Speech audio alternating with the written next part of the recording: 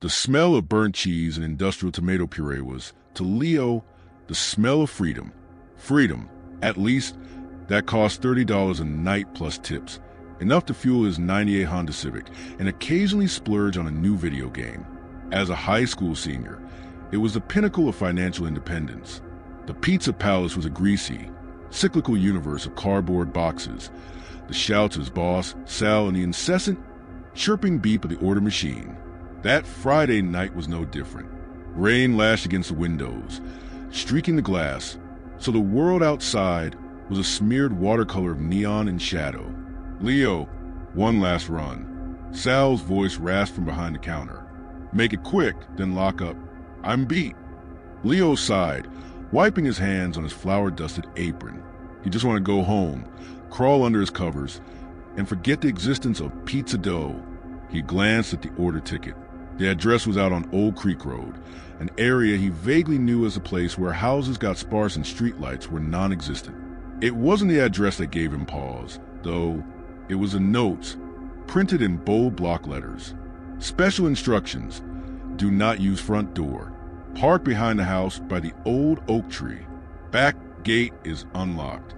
Walk through the backyard and knock only on the back door. Knock exactly twice. No more. Generous tip if instructions are followed. Leo read it again. A knot of unease tightened in his gut. This wasn't the usual extra ranch request. This felt like dialogue from a low-budget spy movie. "Hey, Sal, this is a weird one," Leo said, holding the slip out to his boss. Sal squinted at it, his glasses slipping down his nose. He snorted. "Weird? It's $50 for a large pepperoni. Who cares how weird it is? Kid, you meet all kind of crackpots in this business. You take their money, you give them the pizza, and you don't ask questions. Now, go."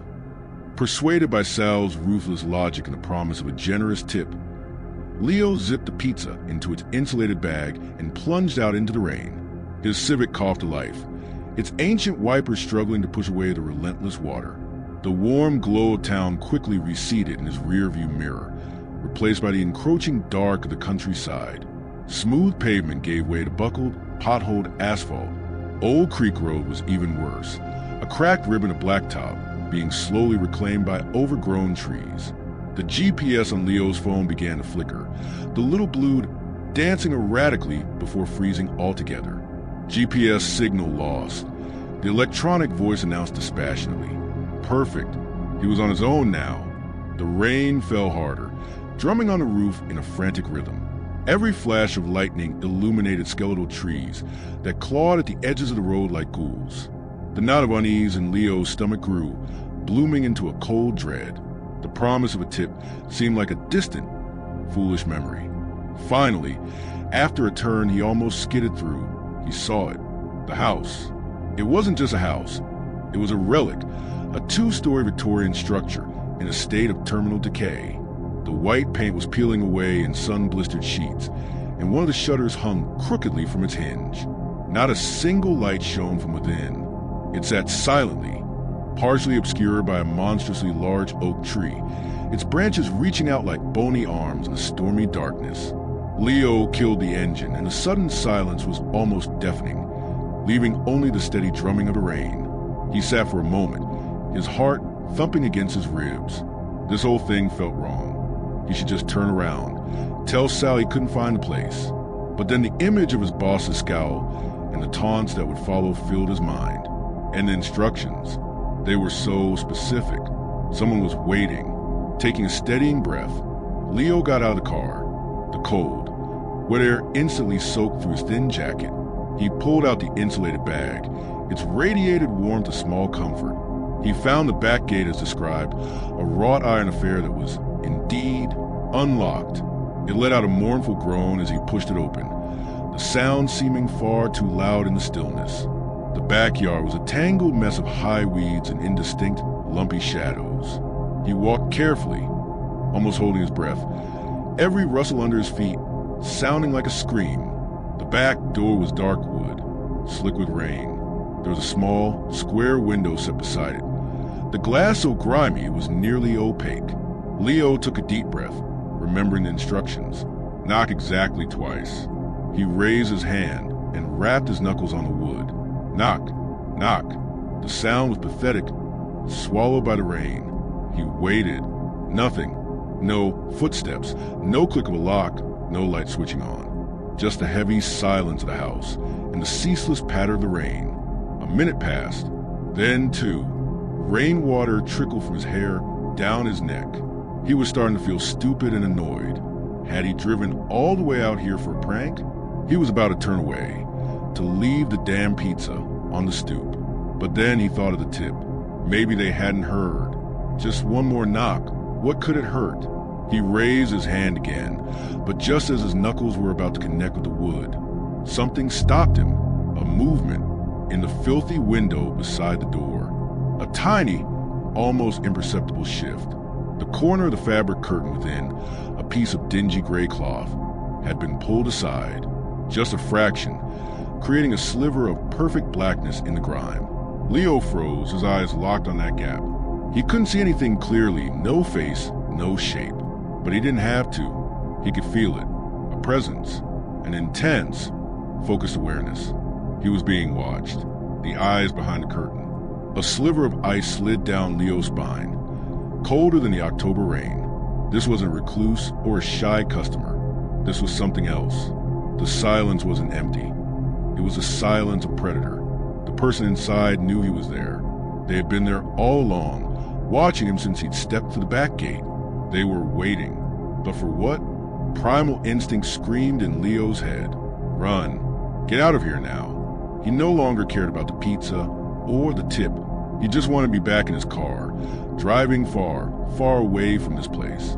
He started to back away. One step, then two, his eyes still glued to that horrifying slit in the curtain. And then the night shattered. Twin beams of blinding light erupted across the backyard, turning night to brutal, sudden day. Leo squinted into the glare, completely disoriented. The squeal of tires on wet asphalt and the roar of engines filled the air. Two black, unmarked sedans had careened onto the dirt track behind the house, boxing in a Civic. Doors flew open and figures spilled out. They weren't in uniform, just dark, functional clothes, but they moved with the precision and purpose of wolves. Leo stood, rooted to the spot, paralyzed with fear and confusion. He raised his hands instinctively. The pizza bag dropped in the ground with a wet thud. He expected guns in his face, shouted commands, but they barely looked at him. All their attention, every ounce of their focus, was on the house.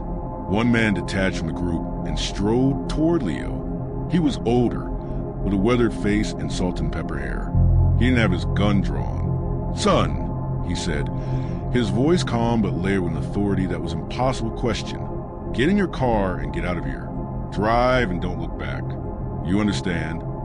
Leo could only nod, his throat suddenly bone dry. "Go now," the man commanded, and this time there was an urgency in his voice that kicked Leo's frozen limbs into action. He turned and ran. He didn't look at the house, didn't dare glance at the window. He just ran, stumbling over the wet grass, fumbling with the gate, and diving into the driver's seat of his Civic. The key trembled in the ignition. The engine whined pathetically before catching. He slammed his foot on the gas, the tires spinning in the mud before finding purchase. As he tore away from the dirt track and back onto the asphalt, he couldn't resist a glance in his rear-view mirror. In the stark headlights of the unmarked cars, he saw the team moving on the house. They weren't knocking. A large man was hoisting a battering ram, and just as Leo rounded the bend and the image was lost, he heard the distinct, sickening crack of splintering wood. Leo drove without really seeing the road. His mind was a maelstrom of images. The pizza, the instructions, the eyes, the cars. It wasn't until the welcome glow of the town lights reappeared that reality began to settle, and the realization hit him like a physical blow to the stomach. It wasn't a prank. It was a setup, but it wasn't for him. The strange instructions, park in the back, use only the rear door. It was to ensure he approached from a specific, observable direction. The insistence on not knocking more than twice was to keep him from making too much noise, to keep from prematurely alerting whoever was inside. They had used him. The police, or whoever they were, had the house under surveillance. They were waiting for a reason, an excuse to go in. A harmless delivery boy, a civilian, would be the perfect trigger. A canary in a coal mine, maybe to see if anyone was home, maybe to force the occupant to act, to give away their position by looking through the curtain. Those eyes, they hadn't just been watching him, they had been looking past him, searching for a sign of the very cars they knew or suspected were out there. And when they saw him, an innocent pizza kid, they must have thought they were safe for a moment. That was the moment the police had been waiting for. A wave of nausea rose in Leo's throat. He had been standing right there, feet away from a situation so dangerous it required an armed team to handle it. He was a lamb sent in to see if the wolf was home. He didn't go back to the pizza palace. He drove straight home, parked on the curb, and killed the engine. He sat in the dark, shivering in his damp jacket, listening to the rain soften to a drizzle. He would never know what they found in that house. A drug lab? A fugitive? A hostage? The local news would never report on an unofficial raid on a backcountry road. It would remain a gaping hole in his story. But he knew one thing for sure. The next morning, he would call Sal and quit. The smell of burnt cheese would never smell like freedom again. It would forever be the smell of fear. And for years to come, whenever he closed his eyes, he would see a grimy curtain in a dark house, and he would feel them. The eyes, watching, waiting, and using him as a pawn in a game he never even knew he was playing. The house was an inheritance, a gift from a grandmother Ethan barely remembered, tucked at the end of a quiet cul-de-sac. It was a solid, two-story structure from the 70s, with thick brick walls and an overgrown garden that was beginning to reclaim its territory. To Ethan, a practical engineer, it was a project. To his wife, Clara, an artist, it was a blank canvas. To their 7-year-old daughter, Anna, it was a kingdom of hidden corners and waiting secrets. They had moved in at the start of summer, with plans to renovate it room by room, transforming the dated heirloom into their dream home. It began innocently. "Daddy," Anna said one evening, her wide eyes fixed on him across the dinner table. "There's a scratching monster in my wall." Ethan chuckled, ruffling her hair. "It's probably just a mouse, princess. Old houses have them. Daddy will set some traps." He did, placing cheap spring-loaded traps in Anna's closet and in the attic. Every morning, they were empty, the cheese bait untouched. But Anna's complaints continued. She began to fear the shadows in her room, insisting on her nightlight burning all night long. "It's not a mouse, Daddy," she whispered one night as Ethan was tucking her in. "It scratches, and then it makes a sleepy sound." "A sleepy sound?" Ethan asked, frowning. "What do you mean?" Anna yawned. "Like when you fall asleep on the sofa." A big sigh. A faint shiver traced its way down Ethan's spine, but he dismissed it. A child's imagination. The house was creaking, settling. There were 1,000 rational explanations. Clara was not so easily convinced. She had a sensitivity that Ethan lacked. She started noticing small things. A book on a shelf slightly askew from where she placed it. A strange, faint, sour smell in the upstairs hallway that she could never quite place. One that came and went like a ghost. "I feel like we're not alone," she confessed to Ethan one night, her voice low and worried. "Like someone is watching." "Clara, we're in a new house. Every creak sounds strange," she soothed, putting an arm around her. "Give it time." But his own unease was simmering. The traps remained empty. Anna's complaints grew more urgent, and that sleepy sound, it stuck in his mind. One Friday night, about 2 weeks after Anna's first complaint, Ethan decided to investigate for himself. He waited until Clara and Anna were fast asleep. Then he slipped into Anna's room. The room was bathed in the soft, orange glow of a star-shaped nightlight. He sat on the soft rug, his back against the wall, and listened. For an hour, there was nothing but the ambient silence of the house, the tick of the downstairs clock, the hum of the refrigerator. He began to feel foolish. He was losing sleep over a 7-year-old's ghost stories. He was about to get up when he heard it, a faint scratching. It was so quiet, it was almost subliminal. It came from inside the wall, right behind the closet. Scrabble, scrabble. Scrabble, like a fingernail dragging lightly across dry wood. Ethan held his breath, his heart beginning to pound. A mouse. It had to be a mouse, a particularly stubborn one. But then the scratching stopped, and the silence that followed wasn't empty. It was pregnant with waiting. And then he heard it. H-H-H-H-H, H-H-H-H, H-H-H-H. It was a low, steady, rhythmic sound. The sound of air being drawn in and slowly expelled. It was breathing, a deep, sleeping breath, coming from inside his daughter's wall. Cold, primal fear seized Ethan. Every rational explanation evaporated. Mice didn't breathe like that. Pipes didn't breathe. Houses didn't breathe. Something or someone was alive in the dark, inches from where his daughter slept. The next morning, he said nothing to Clara or Anna. He just said he was going to do some work in Anna's closet. He waited until Clara had taken Anna to her swimming lesson, and then he set to work.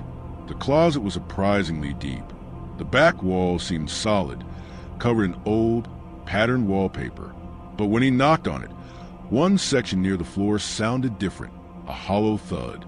He used a utility knife to cut a square in the wallpaper, revealing a thin sheet of plywood that had been painted over to blend in with the rest of the wall. It wasn't part of the original structure. It was a patch. Someone had sealed a hole here, his heart hammering against his ribs. He used a crowbar to pry at the edges of the board. The owl would groan in protest. As he pulled it free, a wave of foul, stagnant air hit him. The smell of old sweat, dust, and something indescribably sour. He gagged, stumbling back, steeling himself. He grabbed a flashlight and aimed the beam into the hole. The light cut to the blackness, revealing a cramped space, no bigger than an upright coffin. It was set between the studs of the wall. Wires and pipes ran along the sides. But it wasn't those that made Ethan's blood run cold. It was the other things.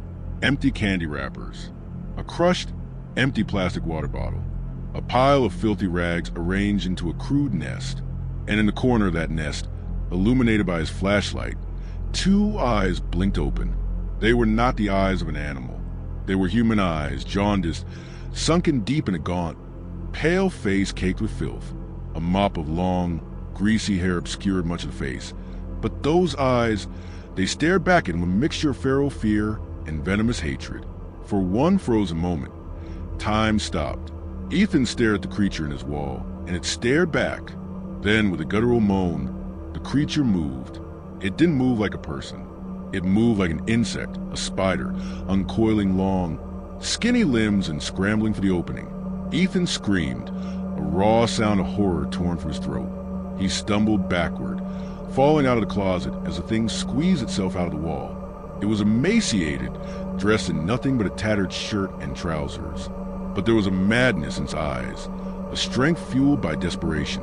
The man, for it was a man, drew himself up to his full height, blinking in the light of the room. He was taller than Ethan had thought, and despite his thinness, his shoulders were broad. He glanced around at his bedroom, the small bed, the stuffed animals, the childish drawings taped to the wall. And then his eyes settled on Ethan. He said nothing. He just opened his mouth and let out a hiss, a sound that wasn't entirely human. Then he charged. Ethan scrambled backward, grabbing for the nearest thing he could find, and a small aluminum baseball bat. The man was on him, claw-like fingers reaching. Ethan swung the bat in a desperate arc. It connected with the man's shoulder with a sickening thwack, but he barely seemed to feel it. He knocked Ethan to the floor, and the two of them wrestled on the rug. The man was shockingly strong. The stench coming off him was nauseating. Ethan could feel the man's bones through his thin shirt, but his strength was terrifying. He was clawing for Ethan's eyes. Ethan twisted, using all his might to shove the man off and scramble to his feet. The chase was on. Ethan fled the bedroom, bolting down the stairs. The man just steps behind him. He could hear the man's ragged, wheezing breath behind him, a sound that would haunt his nightmares forever. He ran for the kitchen, looking for a weapon, anything. He grabbed a heavy kitchen knife from the block. He turned to face his pursuer. The man stopped in the kitchen doorway, his chest heaving. For the first time he spoke, his voice a rasp from disuse. "My house! Get out of my house!" Ethan screamed, his voice cracking with fear and adrenaline. The man lunged again. But this time, Ethan was ready. He didn't want to do it, but it was him or this thing. As a man came at him, Ethan sidestepped and swung the knife. He didn't aim. He just slashed. The blade caught the man's arm, opening a deep red gash.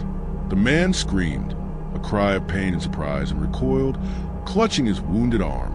Blood welled between his fingers. He looked at the wound, then at Ethan, and the madness in his eyes seemed to drain away, replaced by a primal fear. He turned and ran, not at Ethan, but for front door. He fumbled with the lock, burst out into the daylight, and sprinted down the street, a gaunt, bleeding phantom disappearing from view. Ethan stood in the kitchen, trembling, the knife still clutched in his hand. Silence descended on the house, but it was no longer a peaceful silence. It was tainted forever. The police came. They took his statement. They found the nest in the wall, and they identified the man. He was a construction worker who had worked on the house years ago under the previous owner. He'd been fired, had nowhere to go, and had somehow found his way back, creating a secret refuge, living like a parasite within the home, stealing food at night, listening to life of the family unfold around him. He had been there when they moved in. He had been there, listening to them laugh, talk, sleep. They never caught him. He had simply vanished. Ethan's family couldn't stay. The house was violated in a way that could never be repaired. Every creak, every shadow held a new, menacing meaning. How could they explain to Anna that her monster in the wall was real? How could Ethan ever sleep at night knowing he had shared his home with a living ghost, a man who had listened to their every breath? They sold the house at a loss, never truly explaining why. They moved to a modern, sterile apartment in the city, a place with no hollow walls or forgotten secrets. But the scar remained. Sometimes, at night, Ethan would see Clara quietly press her ear to their bedroom wall, just listening. And sometimes he himself would wake up in a cold panic, his heart pounding, swearing he could hear it in the dead of night. A faint, rhythmic sound where none should be. The breathing in the wall. To me, the universe was an equation to be solved. I am Julian, an astrophysics student. And for me, the night sky was not a romantic velvet curtain, but an infinite laboratory. Every star was a distant nuclear furnace. Every nebula a stellar nursery in the making. Logic, data, the laws of physics. Those are my tools for understanding the grand chaos. My best friend, Isabel, saw things differently. To her, an art student, the universe was a poem. The night sky was a Van Gogh painting, full of emotional swirls and endless possibilities. She found stories and consolations, not as arbitrary connect the dots, but as tragedies and love affairs etched in light. Our opposition was what bound us together. She taught me how to feel, and I taught her how to see. It was Isabel who suggested the trip. There's an old observatory on Mooncrest Hill, she said one afternoon, her eyes sparkling with excitement. Abandoned for years. They say it has the clearest sky in the region, no light pollution. Perfect for the Perseids meteor shower this weekend. I was hesitant. Mooncrest Hill had a strange reputation. Old stories of hikers getting disoriented, of time seeming to flow differently. Folklore, of course, but it persisted. It's just talk, Julian. Isabel scoffed, nudging me. You, a man of science, believing in ghost stories? Think of it. We'll have the whole universe to ourselves. The lure of an unpolluted sky won out over my skepticism. So, on Saturday evening, we loaded up my old Ford Fiesta with a blanket, a flask of hot tea, and my prized astronomical binoculars. The journey up the hill was a transition. The city lights faded behind us, and the air grew crisp, smelling of pine needles and damp earth. The observatory was just as Isabel had described. A white dome, now peeling and moss-streaked, sat atop the hill like a giant skull. The door was padlocked shut, but we weren't there to go inside. We spread our blanket on a clear patch of grass beside the dome, which offered a commanding view of the valley below and the endless sky above. For a few hours, it was perfection. The sky was a sea of diamonds glittering on black ink. The Milky Way stretched out like a luminous smear of paint. We lay on our backs, sipping hot tea, and talking about everything and nothing. Isabel pointed out the constellations, telling me they're Greek myths. I countered by explaining their distance in light years and their spectral class. It was our familiar symphony, poetry and physics, harmonizing under the same sky. Around 11:30, we saw it, a brilliant emerald green streak that tore across the sky, leaving a ghostly trail that hung for a dramatic moment before fading. Whoa! Isabel breathed, her voice full of awe. That was beautiful. Make a wish, Julian. I didn't believe in wishing on shooting stars. I knew it was just a piece of space debris incinerating in our atmosphere. But there was something about the moment, the silence, the overwhelming beauty, the presence of my best friend beside me, that made me want to hold on to it. So I did something out of character. I closed my eyes. I didn't make a wish. I simply listened to the crickets chirping in the grass, to the soft wind rustling through the treetops, to Isabel's gentle breathing beside me. I wanted to sear this perfect moment into my memory, a data point of pure serenity. I couldn't have had my eyes closed for more than 5 seconds, maybe 10 at most. When I opened them, everything had changed. Isabel was gone. For a moment, I didn't process it. I thought she'd gotten up to stretch her legs. Isabel, I called out, my voice sounding strangely small in the vastness. Silence answered, not the peaceful silence from before. This was a heavy, suffocating silence. The crickets had stopped. The wind had died. I sat bolt upright, my heart beginning to hammer. Isabel, stop messing around. I looked around. The blanket was still there, so was a flask. But Isabel and her small backpack were gone. My binoculars, which she had been holding moments before, were also missing. A cold panic began to creep into my chest. I got up, circling the dome, calling her name. My voice was swallowed by the darkness. The sky, which minutes ago had been a source of comfort, now seemed alien and menacing. The stars seemed colder, their light sharp like shards of glass. The feeling of being watched prickled my skin. I pulled out my phone, intending to use a flashlight. The screen flared to life, and I froze. The number on the lock screen made the air leave my lungs. 3 a.m. Impossible. That was impossible. When the meteor had streaked by, my phone had read 11:47 p.m. I had closed my eyes for seconds. Not 3 hours. A glitch? A malfunction? But the signal bar was full, and the clock was ticking steadily. 3:01 a.m. My scientific mind reeled, trying to find a rational explanation. Had I fallen asleep? A 3-hour micro-sleep that felt like seconds? No, I had never felt more awake. Had Isabel left and I hadn't noticed? Impossible. She would never have abandoned me on this hill, alone in the middle of the night. Fear overwhelmed reason. I called Isabel. The phone rang once and went straight to voicemail. I tried again. Voicemail. My stomach clenched. I had no choice. I gathered the blanket and flask, stuffing them clumsily into my backpack, and scrambled down the hill. The familiar path now seemed alien. Shadows danced grotesquely. Every snap of a twig under my feet made me jump. It felt like I was being hunted by the silence itself. By the time I reached my flat, the sun was threatening to rise. I didn't sleep. I just sat, staring at my phone, dialing Isabel's number every 10 minutes. Always voicemail.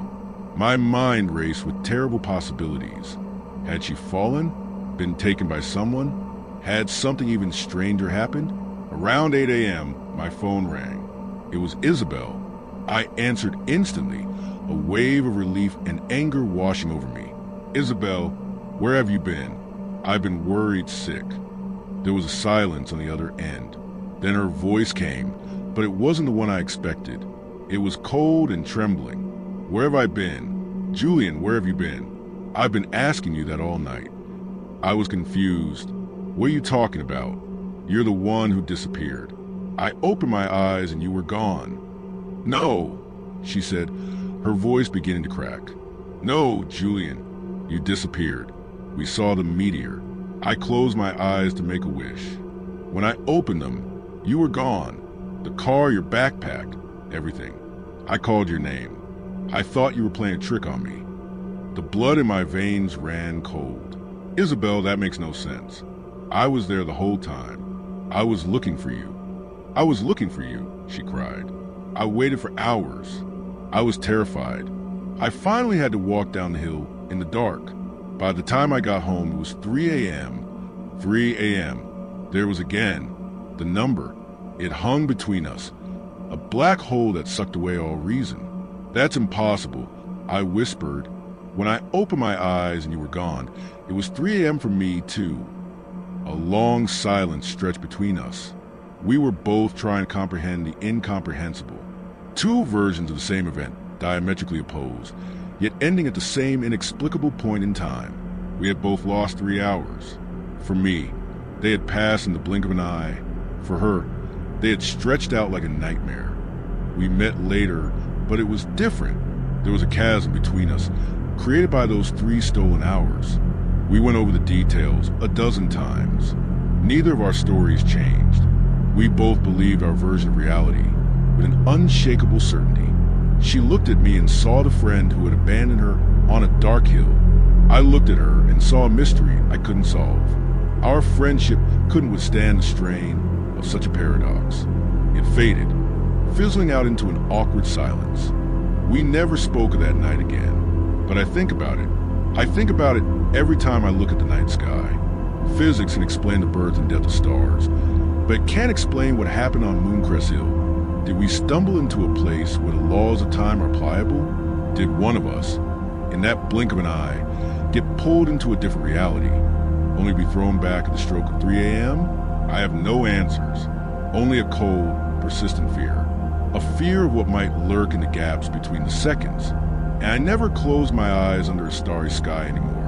I'm afraid that if I do, when I open them, I'll find myself alone again, with 3 hours of my life stolen by the universe.